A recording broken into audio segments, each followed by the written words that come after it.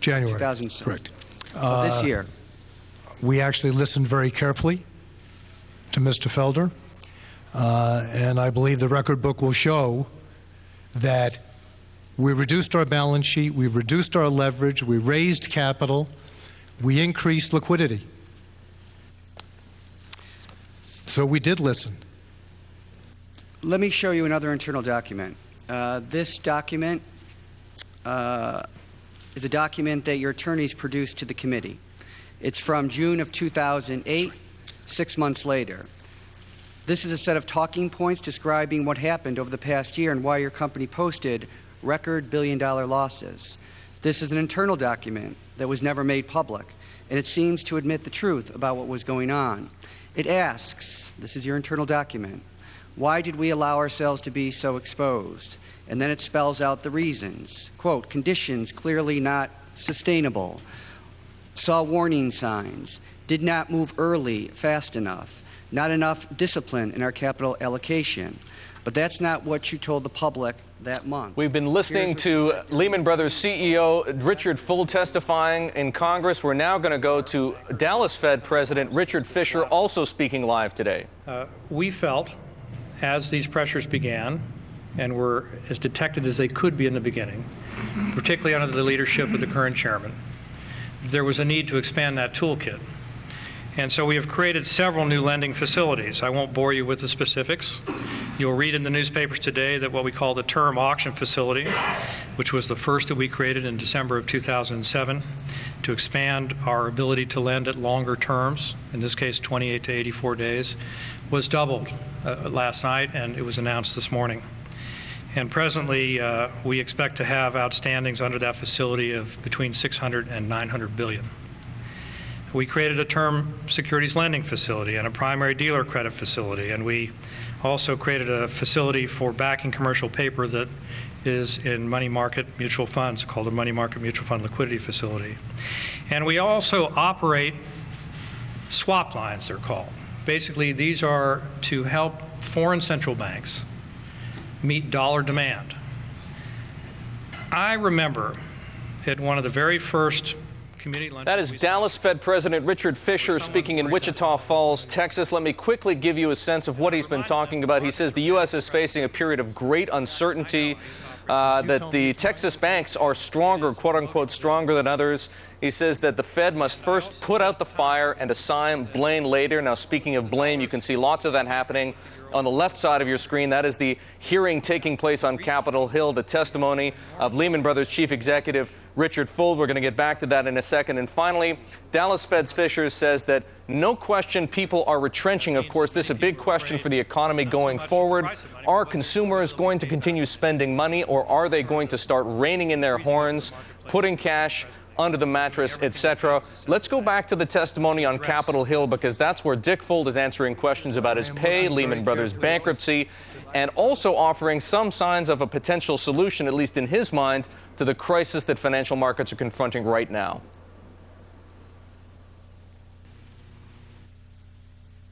I'm looking at this very carefully, sir. This does not look like my document, nor does it look like a speech that I gave, nor does it look like anything that I reviewed. These are your documents. Thank you, Excuse me, sir? These are your documents. Gentleman's time has expired. Mr. Shea, you wish to yield 2 minutes to Mr. Micah. Let me get down to some of the heart of this. It said, I guess a lot of the collapse occurred on the 9th and 10th of September. You were trying to find $5 billion to back up your transactions. I recommend to everybody the Wall Street Journal today. They did an excellent job, better than the committee, of going through some of the public and private statements.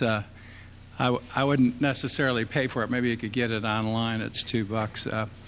But it does outline what you were going through. One is J.P. Morgan asked you for the $5 billion.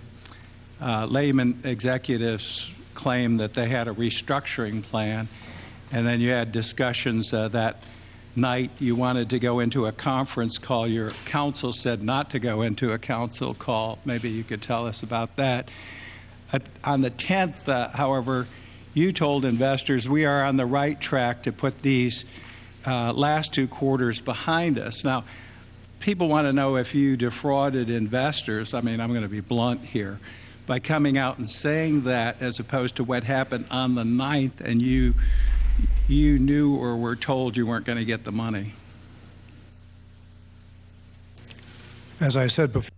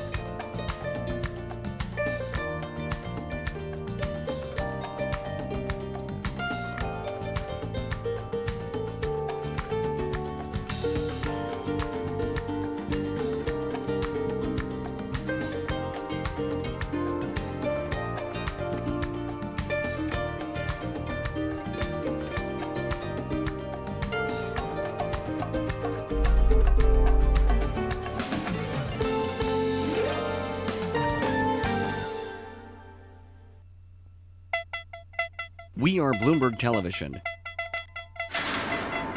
Reporters all over the world, gathering financial news to keep you informed as it happens. Our global network gives you the complete picture of what's moving with the markets, locally and on a national and an international scale. Bloomberg Television, wherever, whenever, information that affects your world.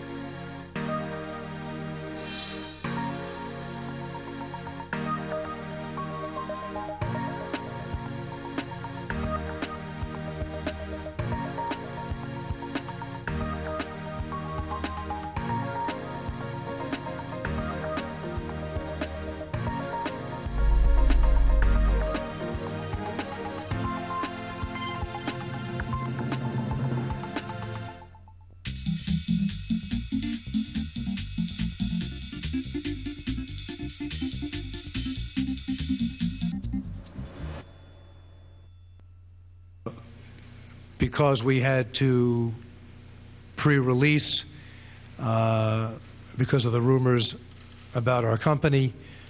We didn't obviously have a chance to complete some of those plans. We didn't know how much capital we were going to need to equitize SpinCo. We didn't know how much of the commercial real estate assets would be sold. But that was all 3 months out. On that Wednesday, we had $41 billion. We had plenty of capital to operate. All conversations about additional capital were about what we were going to do when we took capital and put it into the new SpinCo. That was all 3 months out, and that was obvious to shareholders.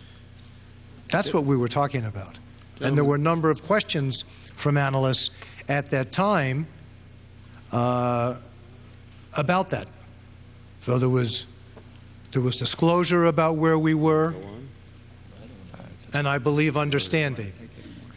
And there certainly was no attempt to mislead anyone. Again, before the committee, under oath, the night before, September 10th, when you made that statement, did you in fact know that you weren't going to get the estimated $3 to $5 billion to keep the ship afloat? Congressman, again, I say I'm sorry. Those are two very different numbers. One is additional collateral for our clearing bank. I only got 2 minutes. I know you're looking for an answer here. That is not capital. That is collateral. Two very different things.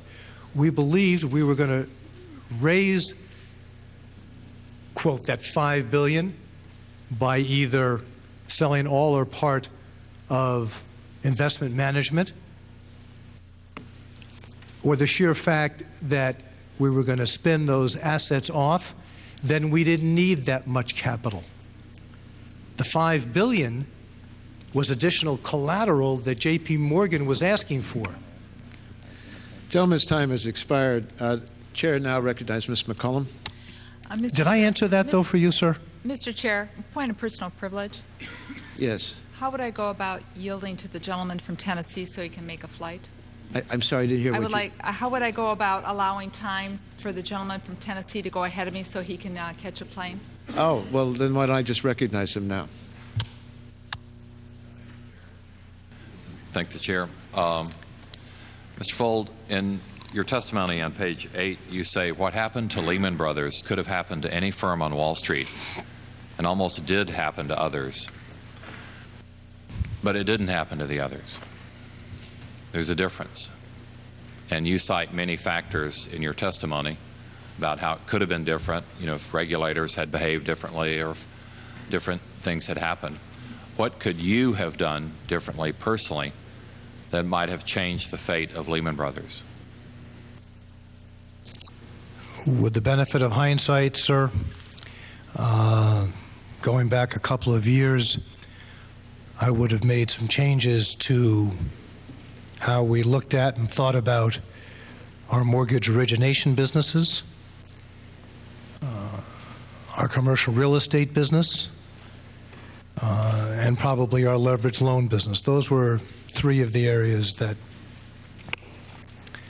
over the second and third quarter created some losses. And I believe in my verbal testimony I said, given the opportunity to look back, I would have done things differently.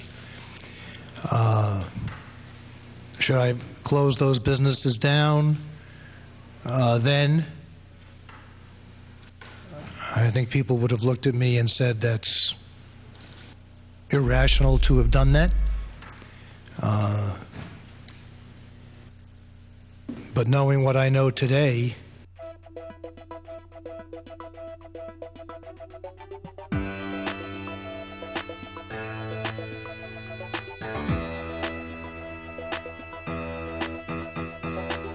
there's a general consensus that even though his agenda is right on target by most business people's perspectives, his approach has been a bit antiquated because we are now dealing with a more participative form of a democracy as opposed to simply a representative democracy. And the Koreans themselves are trying to sort this out. Consequently, he's been actually intimidated, not from his agenda so much, but by his implementation strategies.